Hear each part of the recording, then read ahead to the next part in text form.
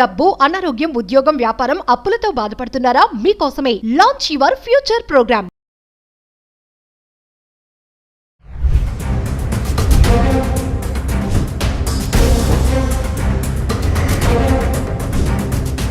Hi hello నమస్తే, welcome back to Suman TV. ప్రస్తుతం మనతో పాటు ఉన్నారు consumers welfare committee chairman Mandadi Krishna Reddy గారు. సార్తో మాట్లాడదాం. నమస్తే సార్. నమస్కారం అమ్మా. సార్, మరొక విషయం ఏంటంటే, మరి ఇప్పుడు అక్కడ చదువుకోవడానికి వెళ్ళిన వాళ్ళు చదువుకుంటూ పార్ట్ టైం జాబ్స్ చేయాలని ఇప్పటివరకు అనుకున్నారు, కొంతమంది చేశారు, ఇప్పుడు కొంతమంది చేయట్లేదు, అలాగే క్యాంపస్లోనే ఉంటున్నారు. అలాంటి వాళ్ళకి ఏదైతే ఖర్చులు ఉంటాయో ఆ భారం పడుతుంది బాగా. ఇక్కడ నుంచి పంపించే స్తోమత తల్లిదండ్రులకు లేదు, అక్కడ వాళ్ళు బయటకు వెళ్ళి తెచ్చుకోవడానికి వాళ్ళకి ఛాన్స్ లేదు. అలాంటి వాళ్ళు కొంతమంది సూసైడ్స్ కూడా చేసుకుంటున్నారు. రీసెంట్గా ఒక అబ్బాయి కూడా చనిపోయాడు, అలాగే జాబ్ లేక ఖాళీగా ఉండి మళ్ళీ తిరిగి రాలేక.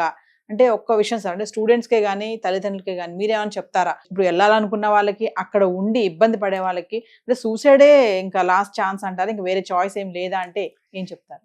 ఎప్పుడు కూడా ఆత్మహత్య అనేది అసలు ఒక వ్యక్తి జీవితంలో ఆత్మహత్య కన్నా ఘోరం ఇంకోట్లేదు. అంటే ఆత్మహత్య ఒక రకంగా చేసుకోవడానికి చాలా ధైర్యం కావాలని చాలామంది అంటారు, కానీ బతకడానికి ధైర్యం లేని వాడే కదా ఆత్మహత్య చేసుకునేది. అంటే పెరుగువాడనంటే కదా. అంటే జీవించి చూపించాలి నీ దగ్గర ఉన్న శక్తి ఉంటుంది. కష్టమో కన్నీరో బాధో వచ్చినప్పుడు ఆత్మహత్య కాదు అంతిమ పరిష్కారం. దాన్ని నిలబడి ఎట్లా మనం చేయాలి.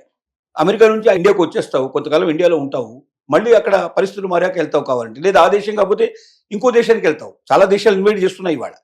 అమెరికా వదిలిపెడితే జపాన్ వాళ్ళు పిలుస్తున్నారు, జర్మన్ వాళ్ళు పిలుస్తున్నాడు, రకరకాల యూరోపియన్ కంట్రీస్ వాళ్ళు పిలుస్తున్నారు. నీకు అమెరికా కాకపోవచ్చు, కొద్ది వ్యత్యాసాలు ఉండొచ్చు. అక్కడ 100 దొరికితే ఇక్కడ 70 దొరకవచ్చు, 80 దొరకవచ్చు, కానీ నువ్వు అసలు ఏమీ లేకుండా ఉండవు కదా. కాబట్టి నీకు నిజంగా అమెరికాలో ఉండి పని లేదు, ఇవాళ బయటకు వెళ్తే నిన్ను ఎక్కడ పట్టుకుంటారో, ఎక్కడ నీకు సంఖ్యలు వేసి తీసుకొచ్చి ఇక్కడ పడేస్తారని భయం ఉంది, నీకు వెళ్ళలేకపోతున్నావు, ఇంటి దగ్గర నుంచి డబ్బులు వచ్చే పరిస్థితి లేదు. లేనప్పుడు ఏం చేయాలి? సపోజ్ చేసి నాకు టికెట్ కొనండి, నేను వచ్చేస్తాను, ఇండియాకి వచ్చేస్తాను, నేను క్లోజ్ చేసుకుంటాను ఇక్కడతోటి, మళ్ళీ పరిస్థితులన్నీ మారిన తర్వాత వెళ్తాను, లేదా ఇంకో కంట్రీకి నేను ట్రై చేసుకుంటాను చెప్పొచ్చు కదా. ఇప్పుడు నువ్వు ఆత్మహత్య చేసుకోవడం వల్ల నువ్వు పిరికివాడు అయిపోయావు, నువ్వు పోయావు, నీ జీవితం అంతమైపోయింది. నీ మీద ఆధారపడే వాళ్ళు కూడా తల్లిదండ్రులు ఇంతగా పెంచి నీ కోసం ఈ అమెరికాకు రావడానికి ఉన్న ఆస్తులు అమ్ముకునో అప్పులు చేసి ఏదో రకం చేసి నేను ఇక్కడ తీసుకొచ్చారు. ముఖ్యంగా మధ్యతరగతి వాళ్ళే ఎక్కువగా చేసేటువంటి పనులని. అంటే అక్కడ తల్లిదండ్రులకు గుండె కోత నువ్వు కోసినట్టు అవుతుంది. వాళ్ళు బాధపడి జీవితాంతం వాళ్ళు ఇంకా సుఖంగా ఆనందంగా బతకలేరు. వాళ్ళు ఉన్న కొడుకును పోగొట్టుకున్న తర్వాత ఏ తల్లిదండ్రులు కూడా సంతోషం అనేది వాళ్ళ జీవితం నుంచి పూర్తిగా శాశ్వతంగా దూరం అయిపోయినట్టే పరిస్థితి ఏర్పడుతుంది. అసలు ట్రంప్ తీసుకున్న నిర్ణయాల వల్ల విద్యార్థుల బలైపోతున్నారు అనేది ఒక విమర్శ అయితే నడుస్తుంది, దాన్ని ఎలా చెప్తారు? ట్రంప్కి మీరు ఎన్ని చెప్పినా వినగలిగే స్థితిలో ఉంటే ట్రంప్ని ఎవడన్నా మార్చొచ్చు. ట్రంప్కి అన్నీ తెలుసు, అన్ని ఇన్ఫర్మేషన్ పోతూనే ఉంటుంది. ఎవడు ఏది జరిగినా నాకు అవసరం లేదు, ప్రపంచం అంతా తగలబడ్డ రోమ్ చక్రవర్తి లాగా పిడలు వాయిస్తూ ఉన్నట్ట. రోమ్ అవతల తగులబడుతూ ఉంటే యువతలో పిడలు వాయించుకుంటూ కూర్చున్నాడు. అంటే తన పిడల్లో తన ఆనందం పొందగలుగుతున్నాడు తప్ప అంతమంది కాలిపోతున్నారు, అంత మొత్తం భస్మీపట్లం అయిపోతుందని చెప్పి ఆలోచన లేదు. అలాగే ట్రంప్ లాంటి వాడు కూడా మొండి వాళ్ళు ఉంటారు. వాళ్ళకి జీవితంలో ప్రపంచాన్ని గురించి వాళ్ళకి అవసరం లేదు, ఏ దేశం ఎట్టబోతుందో అని అవసరం లేదు. తన ప్రజలకు వాగ్దానం చేశాడు, తను ఎలక్షన్లో గెలవడానికి ముందుకు వచ్చాడు, భవిష్యత్తులో కూడా గెలిచే అవకాశాలు ఉంటాయి. కాబట్టి తను అనుకున్న వాగ్దానం నెరవేర్చడం, తన మాట నిలబెట్టుకోవడం, తన యొక్క గొప్పతనం ఏమిటో ప్రపంచానికి చాటడం అనేది తనకు ఉండే ఉద్దేశం. తనకు ఏముంటుంది, మనం నడుస్తున్నప్పుడు మన కింద అనేక చీమలు, దోమలు, లేకపోతే చిన్న చిన్న జీవులు కొన్ని లక్షలు చచ్చిపోతాయట ప్రతిరోజు. మనకు తెలియకుండానే కొన్ని వేల జీవుల్ని చంపేస్తున్నాం, మనకు తెలియదు ఆ సంగతి. పోనీ జీవులు ఉన్నాయి కదా, మనం వాటి చావకుండా నడవగలవు అంటే నడవలేము. కాబట్టి కొన్ని అనివార్యంగా జరుగుతాయి. అలాగే ఇది కూడా అలాగే జరుగుతుంది. కాబట్టి ట్రంప్ తీసుకున్న నిర్ణయాల వల్ల ఎఫెక్ట్ అవుతున్న స్టూడెంట్స్, పేరెంట్స్ ఆలోచించాల్సిందంటే తన పిల్లవాడిని అక్కడ ఉంచకుండా వెంటనే తన దగ్గర తెప్పించుకోవడం ఎట్లాగా. ఇంతవరకు అప్పు చేసావు, ఇంకేదో ఒక అప్పు చేసి ఒక టికెట్ కొనేసి పంపించేస్తే వచ్చేసేస్తే అక్కడితో ఆ పని క్లోజ్ అవుతుంది. ఇక్కడ ఏదో చేసుకుంటాడు తాత్కాలికంగా, లేదా ఇంకే ప్రయత్నాలను చేసుకుంటాడు, ఇంకే కంటికన్నా వెళ్ళే ప్రయత్నం చేస్తాడు, బతకడానికి అవకాశాలు ఎక్కువ ఉంటాయి. అంటే అమెరికానే కాకుండా చాలా దేశాలు రెడ్ కార్పెట్ వేసి పిలుస్తున్నాయని చెప్తున్నారు కదా. అయినా మన వాళ్ళకి ఎందుకు అమెరికానే వెళ్ళాలి, అక్కడే కష్టపడినా చనిపోయినా కూడా అక్కడే ఉండాలని ఎందుకు అంటారు? అది ఆలోచన అంటే ఒకటేమైందంటే 2 సంవత్సరాలు 3 సంవత్సరాలు 4 సంవత్సరాలు అక్కడ అలవాటైంది, ఎడ్యుకేషన్ చేస్తున్నారు. ఇప్పుడు ఈ ఎడ్యుకేషన్ సడన్గా ఇక్కడ ఆపేసి ఇంకో దగ్గరికి పోతే మళ్ళీ అక్కడ మొదటి నుంచి మొదలు పెట్టాల్సిన పరిస్థితి ఏర్పడుతుంది. ఇప్పుడు 3rd ఇయర్లోనో 2nd ఇయర్లోనో ఉన్నారు, 5 years కోర్స్ లోపల 2 years 3 years పూర్తి అయిపోయింది, ఇంకా 2 years బాకీ ఉంది. ఈ 2 yearsలో ఇప్పుడు మానేసి వచ్చేస్తే వేరే కంట్రీ లోపల 4th ఇయర్లో 3rd ఇయర్లో జాయిన్ చేసుకోరు కదా, మళ్ళీ అక్కడ 1st ఇయర్లో జాయిన్ కావాల్సిన పరిస్థితి ఏర్పడుతుంది. అంటే ఒక రకంగా ఎడ్యుకేషన్ నాశనం అవుతుంది, కెరియర్ నాశనం అవుతుంది.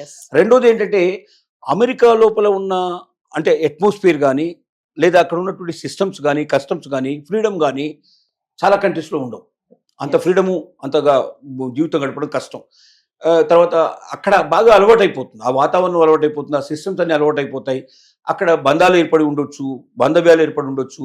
వీటన్నిటిని తెంచుకొని బయటికి రావాలంటే కొంతమంది, ఇంకోటి అమెరికాకు వెళ్ళొచ్చారని చెప్పుకున్నంత గర్వంగా ఇతర దేశాలకు వెళితే అంత గౌరవం ఇక్కడ ఉండదు అమెరికాలో చెప్పుకోవడానికి. అక్కడ పోయి మీరు కప్పులు గడుగుతున్నాడా, లేకపోతే అక్కడ వాడు ఏదైనా పెట్రోల్ బంక్ లో పని చేస్తున్నాడా, లేకపోతే వాడు ఏం చేస్తున్నాడు కాదు, కానీ మా వాడు అమెరికాలో ఉన్నాడు అని చెప్పుకోవడంలో ఒక గొప్ప ఆనందం, ఇక్కడ ఉన్న వాళ్ళకు కూడా ఒక గొప్ప గౌరవంగా భావిస్తారు.